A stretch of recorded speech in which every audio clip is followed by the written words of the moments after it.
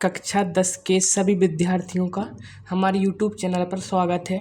आज हम उसी अध्याय में आगे बढ़ते हुए प्रश्नावली 5.1 का प्रश्न क्रमांक 1 का क्वेश्चन नंबर 4 करेंगे।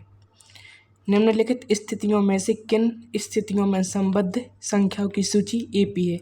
एपी है मतलब समांतर श्रेणी है और क्यों है ये बताना। जो सूची दी हुई है इसको ये बताना समांतर श्रेणी है। अगर समांतर श्रेणी है तो क्यों है समांतर श्रेणी।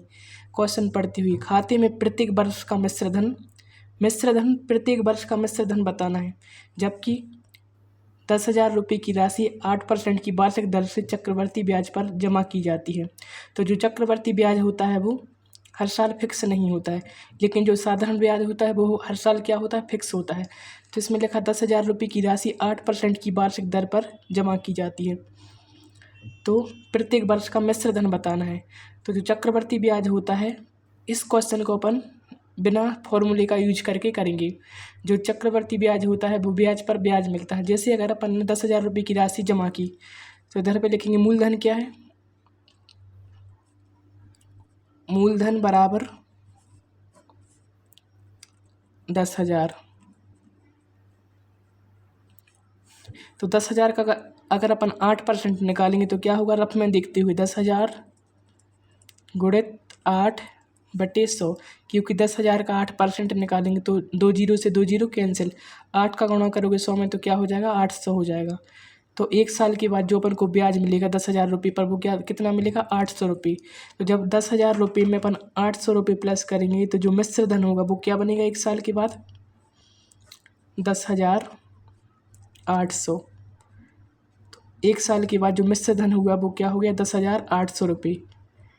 अब जो दूसरे साल ब्याज मिलेगा 8% वो 10,000 पर नहीं मिलेगा, किस पर मिलेगा, 10,800 रुपये पर।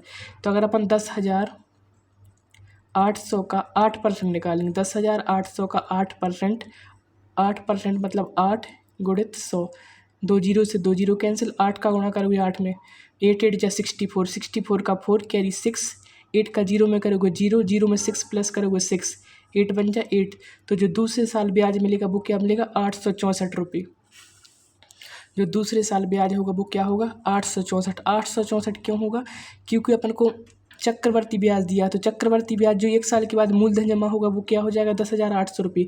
जब 8% ब्याज मिलेगा तो अब 10,000 रुपये पर 8% नहीं मिलेगा, किस पर मिलेगा, 10,800 रुपये का 8%। तो 10,800 का 8% अगर अपन ने यहाँ पर निकाला है तो 10,800 का 8% क्या होगा, 864 रुपये। तो 10,800 में अगर 864 प्लस करोगे तो क्या हो जाएंगे, 0 में 4 प्लस करोगे 4, इधर पर 6, 8 और 8 16, 16 का 6 कैरी 1, 0 में अगर 1 प्लस करेंगे तो 1 और 1 का 1। तो जो 2 साल के बाद मिश्रधन वो होगा वो क्या हो जाएगा, 11,664 रुपये। जो तीसरे साल ब्याज मिलेगा वो किस पर मिलेगा, इस पर मिलेगा। तो अपन इन्हीं 2 ब्याज से भी अपन क्या बता सकते हैं कि जो जिस श्रेणी दी हुई है वो समांतर श्रेणी है कि नहीं। अगर 1 साल का और ब्याज निकालना तो निकाल सकते हैं। 10,000 अगर 664 रुपये का 8% निकालेंगे, यहाँ 10,664 का 8% मतलब 8/100। पहले 8 का क्या करेंगे, गुणा करेंगे। 8 का गुणा करोगे 4 में तो 8 चौके 32, 32 का 2 कैरी 3, 8 का 6 गुना 48, 48 और 3 51, 51 का 1 कैरी 5, 8 का 6 गुना 48, 48 और 5 53, 53 की 3 कैरी 5, 8 1 का 8 और 5 13, 13 की 3 कैरी 1, 8 1 का 8 और 1 9।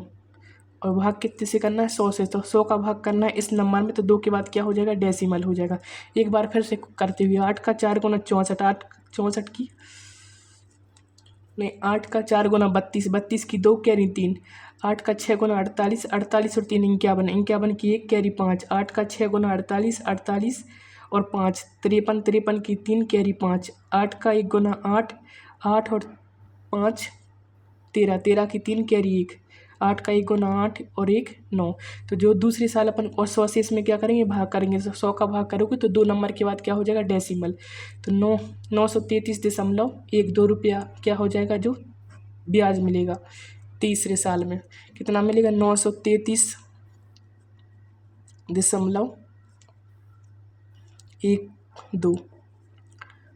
तो जो चौथे तीसरे 3 साल के बाद मिश्रधन होगा वो क्या होगा, 2 1.4 और 3 7, 6 और 3 9, 9 और 6 15 की 5 कैरी 1 और 1 2 और 1, तो 12,597.12 रुपये क्या हो जाएगा मिश्र धन। जी कितने साल के बाद होगा? 3 साल के बाद मिश्र धन कितना हो जाएगा? 12,597.12। तो अब ये बताना जो जिस श्रेणी बन रही है वो समांतर श्रेणी है कि नहीं है। तो इसको अगर अपन प्रथम पद मान लें, प्रथम अगर इसको अपन AP के फॉर्म में बनाए तो इसका प्रथम पद क्या होगा? 1 साल के बाद मिश्र धन क्या है? 10,800। तो जो प्रथम पद होगा वो होगा 10,800। जो समांतर श्रेणी का दूसरा पद होगा वो क्या होगा? 11,664। जो समांतर श्रेणी का तीसरा पद होगा वो होगा 12,597.12 डैश डैश डैश। जी क्या बनेगी? समांतर श्रेणी। तो ये बताना जो दी हुई है वो समांतर श्रेणी बन रही है कि नहीं बन रही समांतर श्रेणी। तो यहाँ पर अपन क्या निकालेंगे? इसको क्या बोलते हैं? प्रथम पद A1 से। इसको क्या बोलते हैं? दूसरा पद। इसको तीसरा पद। डैश डैश डैश ऐसे पद बनते जाएंगे।